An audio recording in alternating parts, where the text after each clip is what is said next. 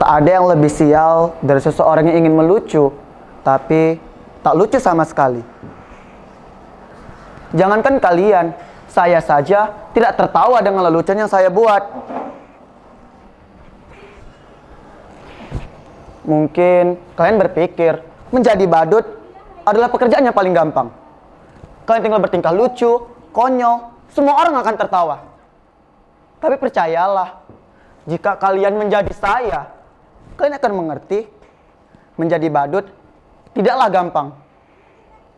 Dan membuat orang tertawa bukanlah hal yang mudah, apalagi ketika kita sedang tidak ingin tertawa.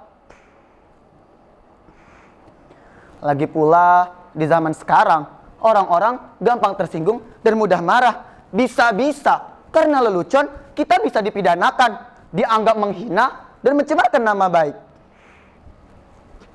Kawan baik saya seorang pelawak, dia dipenjarakan hanya karena sebuah lelucon. Ia bercerita tentang seseorang yang memanjat sebuah pohon pada pukul 10 pagi. Dari atas pohon tersebut, ia mengumandangkan azan subuh. Loh, siapa yang azan subuh jam segini? Dasar orang aneh ya? Iya, orang aneh. Sontak saja hal tersebut membuat warga heboh. Mereka pun berbondong-bondong mendatangi tempat itu, berteriak-teriak menghujatnya, menghinanya, bahkan ada yang ingin membunuhnya. Dasar orang aneh, kafir, turun kau! Mereka berteriak memarahinya. Berani-beraninya kau melakukan penghinaan terhadap azan subuh. Azan subuh jam 10 pagi. Dasar orang aneh, kafir, turun kau! Dengan tenang, orang itu pun menjawab, "Allah, siapa yang aneh? Siapa yang kafir? Coba kalian pikir. Ketika saya azan jam 4 pagi, tak ada seorang pun di antara kalian yang datang ke masjid. Lah, sekarang ketika saya azan jam 10 pagi, kenapa kalian berdatangan? Siapa yang aneh? Siapa yang kafir? Coba kalian pikir." Orang kok gampang mengkafir-kafirkan orang hanya karena berbeda menjadi permusuhan. Pertengkaran sepertinya sangat senang dilakukan. Kalau Descartes pernah bilang, "Aku berpikir, maka aku ada." Orang-orang sekarang seperti bilang, "Aku bertengkar, maka aku ada." Pertengkaran seperti komoditi yang diperjualbelikan, seringkali diberi pembenaran atas nama keyakinan. Ayat-ayat digunakan untuk kepentingan kekuasaan. Makanya sekarang susah buat orang tertawa. Saya ingin menjadi badut karena ingin meneruskan bakat bapak saya. Karena dulu bapak saya seorang badut. Sekarang kan lagi ngetren anak meneruskan bakat orang tuanya. Kalau bapaknya seorang presiden, anaknya harus jadi presiden. Enggak deng, minimal jadi gubernur atau bahkan wali kota. Sudahlah, jangan ngelantur, nanti malah saya yang ditangkap. Dulu, kata bapak saya, menjadi badut lumayan enak, penghasilannya lumayan. Bapak saya sering diundang untuk mengisi acara-acara hiburan. Karena dulu, badut dan pelawak masih sangat lucu. Lah, sekarang badut saja kalah lucu sama politikus.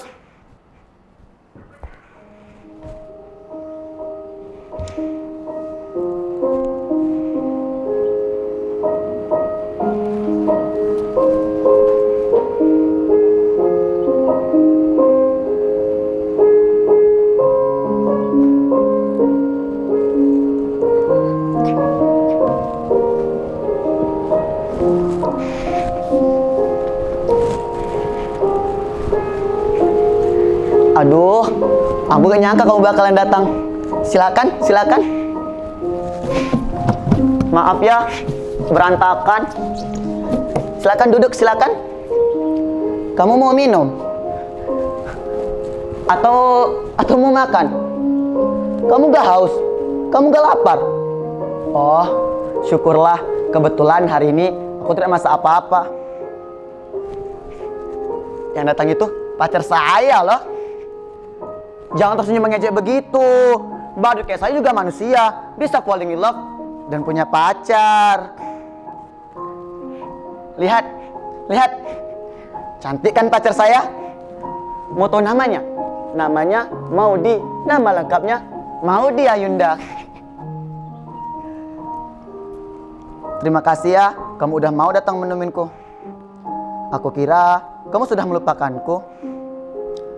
Makasih ya, udah selalu ingat denganku. Oh iya, kamu pasti rindu ya? Jangan rindu, rindu itu berat. Kamu gak akan kuat. Biar saya saja. Aku kira kamu udah gak mau sama aku. Katanya, kamu udah punya pacar baru. Lebih kaya, lebih tampan. Tapi percayalah, mau bagaimanapun, aku tetap menyukaimu. Aku masih mencintaimu.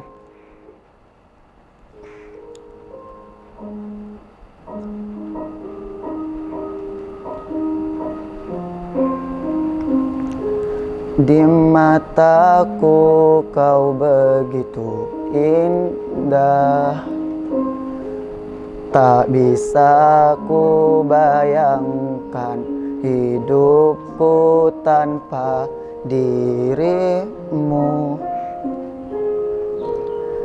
Di setiap hariku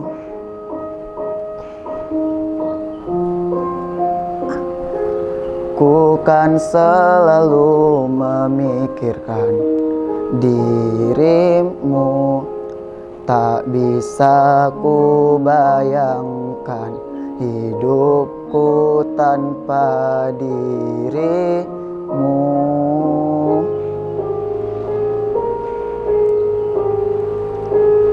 Boleh nggak aku peluk kamu? Boleh nggak aku cium kamu? Maudi, Maudi, Maudi, di mana kamu? Ternyata hanya hayalanku saja. Saya ini badut yang jomblo. Coba kalian bayangkan betapa sialnya nasib saya. Sudah menjadi badut, jomblo pula. Sungguh nasib saya begitu ambiar.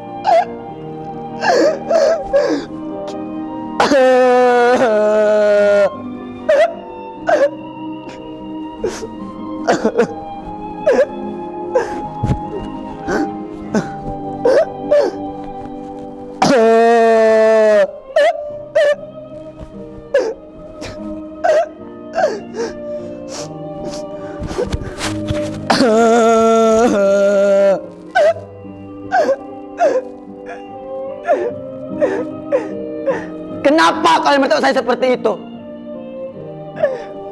Apa ada yang aneh dengan saya? Sudah saya katakan, saya ini badut yang sial.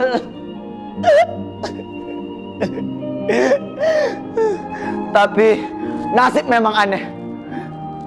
Selalu punya kejutan-kejutan yang tak pernah saya duga. Kalian lihat, penampilan saya begitu keren dan perlente. Tapi sesungguhnya saya tetaplah seorang badut. Saya tak pernah memimpikan semua ini. Tapi barangkali inilah takdir saya. Suatu hari, saya diundang untuk mengisi acara kampanye partai. Menurut saya, penampilan saya biasa-biasa saja. Bahkan tak lucu sama sekali. Tapi entah kenapa, semua yang hadir tertawa terbahak-bahak. Ketika saya hanya menjentikan jari saya seperti ini, tapi semua orang tertawa terbahak-bahak. Ketika saya menggoyangkan pinggul saya seperti ini, semua orang masih tertawa terbahak-bahak. Bahkan ketika saya hanya diam saja, mereka masih tertawa terbahak-bahak. Mereka semua seakan terhibur dengan tingkah saya yang bodoh dan tolol itu. Sungguh, saya tak pernah merasa setolol itu.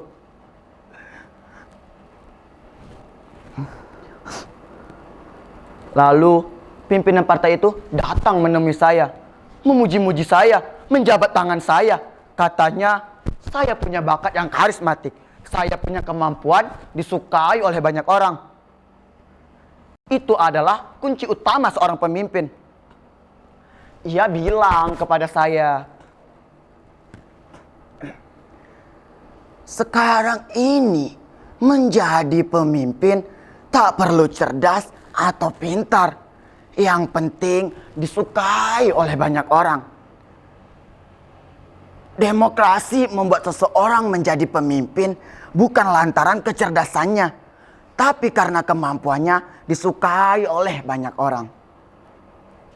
Semakin banyak orang yang menyukaimu, memujamu, maka kamu akan menjadi pemimpin. Tak peduli kamu salah atau benar, yang penting mereka masih menyukaimu. Kamu boleh bohong atau ngibul sesukamu, yang penting mereka masih mempercayaimu. Kamu punya bakat seperti itu, percayalah, mereka semua menertawaimu, tapi sesungguhnya mereka menyukaimu. Orang seperti kamulah yang dibutuhkan oleh partai. Lalu saya didandani necis seperti ini, didaftarkannya ikut pilkada. Saya saja tidak tahu apa-apa tentang pilkada. Bahkan saya nggak tahu apa bedanya pilkada sama pilkab. Tapi ada yang bilang kepada saya, kalau pilkab itu nggak boleh coba-coba buat anak. Tapi kalau pilkada boleh coba-coba buat anak. Makanya banyak dari anak pemimpin atau pejabat coba-coba ikut pilkada. Saya saja tidak tahu apa-apa tentang pilkada itu. Jangan itu, ijazah saja saya tak punya. Tapi mereka bilang kepada saya, ijazah bisa dipalsukan. Jangankan ijazah, kebenaran pun bisa dipalsukan. Betapa sialnya hidup saya. Saya memenangkan pilkada itu. Mungkin dunia memang sudah gila. Mereka memilih saya karena bisa membuat mereka bahagia, bisa membuat mereka tertawa. Selama saya menjadi badut, saya tak pernah membuat orang tertawa. Tapi ketika saya menjadi pemimpin, berkali-kali saya membuat orang tertawa.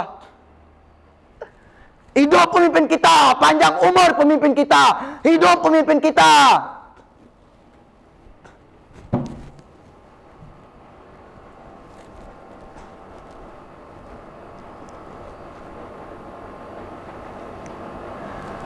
Betapa sialnya hidup saya.